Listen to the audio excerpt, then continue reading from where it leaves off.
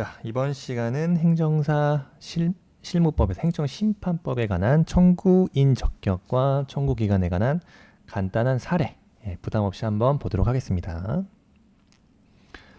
그래서 요거를 자, 펜으로 먼저 바꾸고 자, 문제를 한번 볼게요. 그래서 갑은 A씨의 동장에게 A씨 B동 96번지 10대 640제곱미터 지상에 있는 기존 건물에 덧붙여서 뭐하죠? 착오를 증축하는 내용의 건축물 증축 신고서를 제출했으나 제출했어요 이미. B동의 동장은 자 중축으로 인한 인근 주민들의 반발을 우려해서 접수를 하지 않고 있다가 갑의 끈질긴 요구에 의해서 언제? 3월 15일에 수락했습니다. 수락. 3월 15일에 이를 수락했다. 그 다음에 그래서 갑이 공사에 착공을 했고 토지를 이용해서 그 통행하고 있던 을이에요. 여기가 을. 그 도로 토지를 이용하고 있던 그 통행자 을이 B동의 직근 상급 행정기관인 A씨 시장에게 뭘 했다? 갑이 이 토지를 갑입니다. 이 토지를 독점적 배타적으로 사용 수익할 권리가 없음에도 불구하고 이 사건 토지 위에 요거 차고예요. 착오를 증축하는 것을 비롯해서 이 사건 토지를 통행하는 인근 토지 소유자 등의 권리를 침해한다. 그래서 B동의 동장이 갑의 증축 신고를 수리하는 거. 갑의 그 증축 신고에 대해서 동장이 갑의 증축 신고 수리 위법하다고 주장하면서 같은 해 10월 15일에 건축물 증축 신고 수리 처분의 취소를 구하는 행정 심판을 누가 제기했죠? 을이 제기했습니다. 을이. 그래서 을에게 청구인 적격이 인정되는지 당연히 문제가 되겠죠? 1번. 그 다음에 청구 기간이 적법 여부가 문제가 될 수 있다. 왜? 지금 청구 기간은요, 여러분 90일, 처분이 있음을 안 날로부터 90일, 있은 날로부터 180일이다. 근데 이제 을은 소위 제3자죠. 사안에서의 제3자다. 그래서 수리 처분, 즉 처분이 있은 날로부터 180일이 경과하더라도, 그죠? 과연 청구 기간에 적법한지.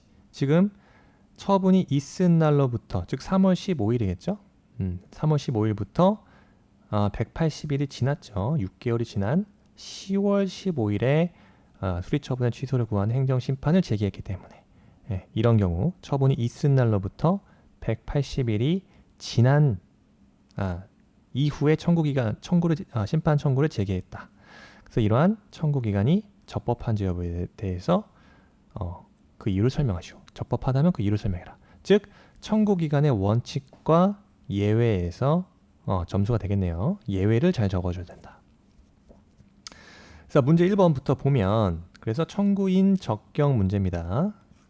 문제 1번은 청구인 적격이 문제된다.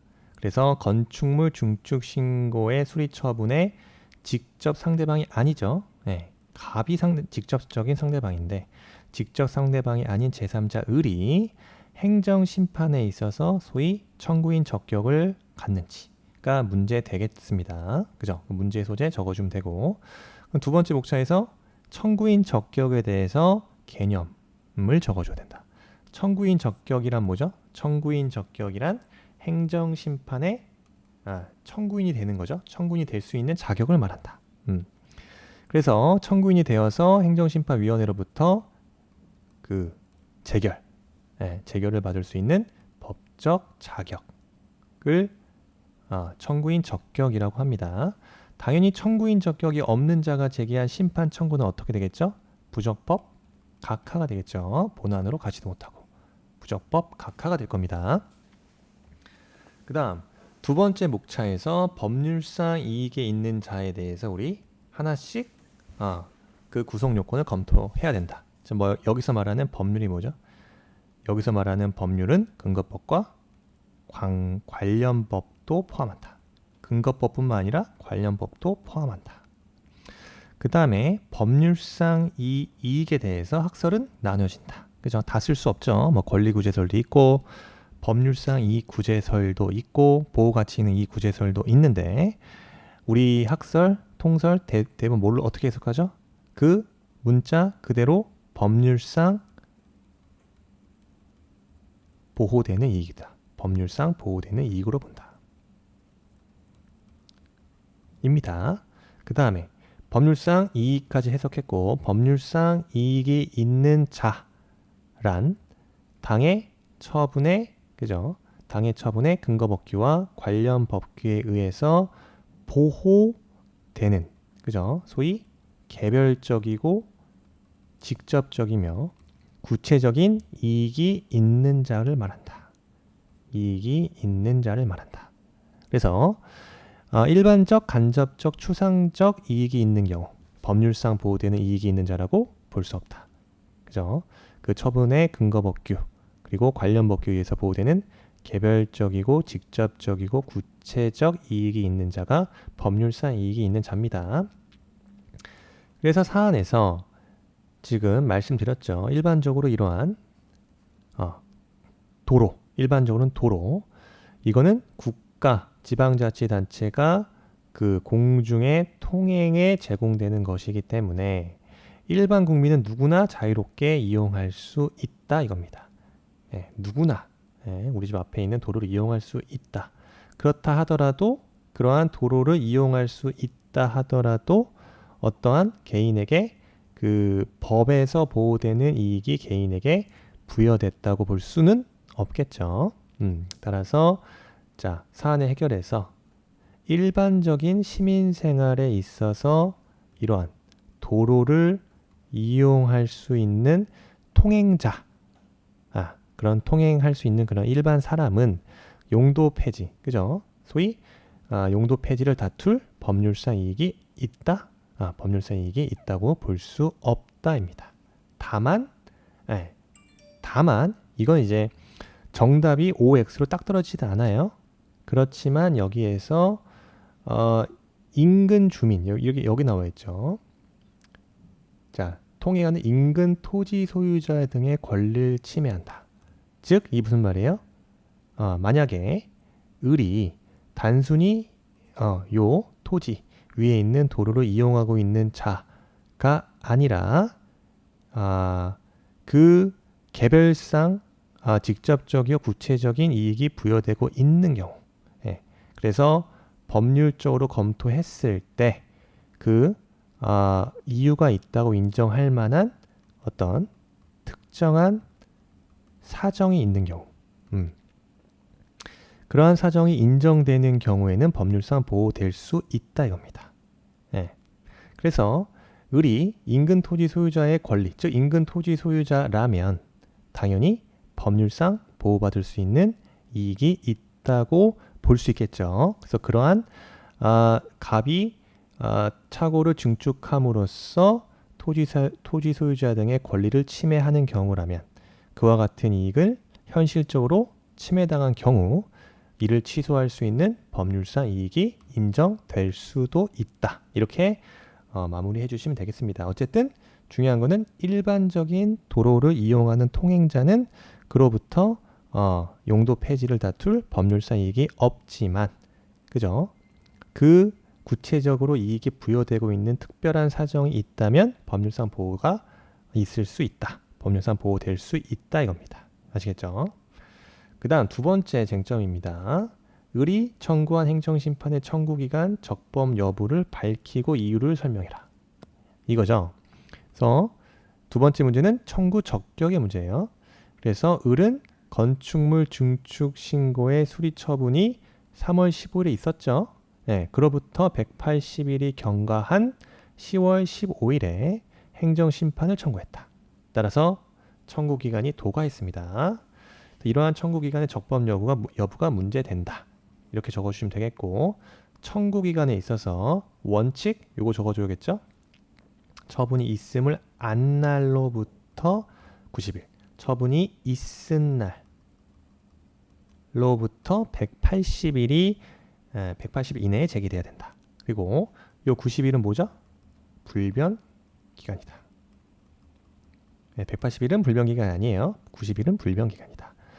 그래서 그리고 두 기간 중에 어느 하나라도 먼저 경과되면 행정심판 청구는 부적법하게 돼서 각하가 되는 거죠. 그다음 예외가 있다. 그래서 90일에 대한 예외에 무슨 일이 일어난다? 그 처분이 있음을 알지 못한 사유겠죠. 뭐죠? 천재, 지변 등 불가항력 등으로 인해서 처분이 있음을 안 날로부터 90일 이내 심판 청구할 수 없을 때 어떻게 해라? 사유가 소멸한 날로부터 14일입니다.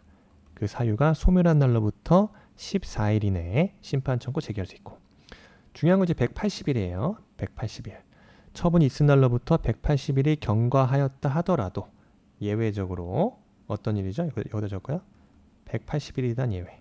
네, 그 기간 내에 심판 청구를 제기하지 못할 소위 정당한 사유만 있으면,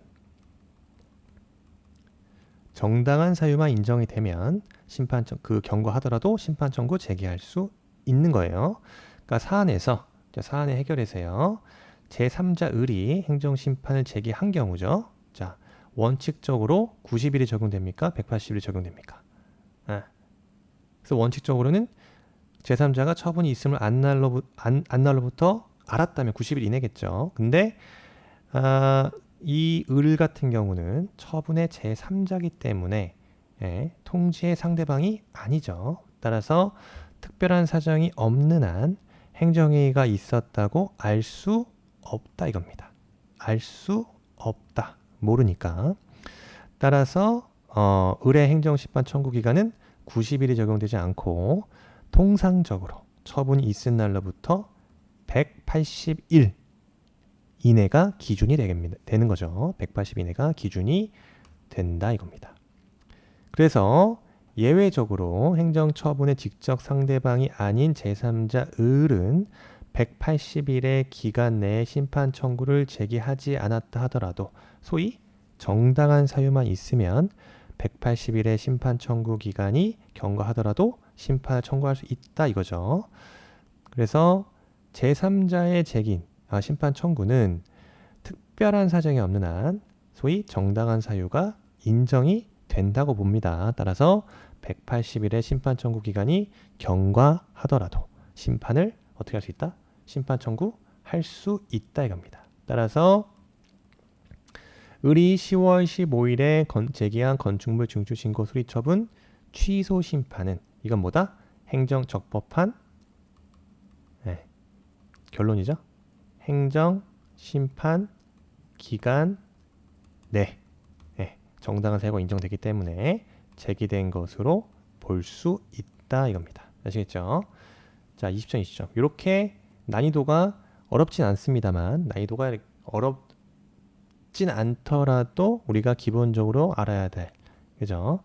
처분의 직접 상대방이 아닌 제3자인 경우에, 그죠? 청구기간의 예외, 즉 180일에 대한 예외가 적용된다는 거 중요한 쟁점이고요. 그 다음에 청구인 적격에 있어서 법률상 이익이 있는 자에서 일반 도로에 대한 통행자는 소위 그러한 이용관계로부터 용도 폐지를 다툴 법률상 이익이 없지만 성질상, 공용재산 성질상 특정 개인의 생활에 직접적이고 구체적인 이익이 부여되고 있는 특별한 사정이 있다면 법률상 보호가 인정될 수도 있다까지요. 정리하시면 되겠습니다.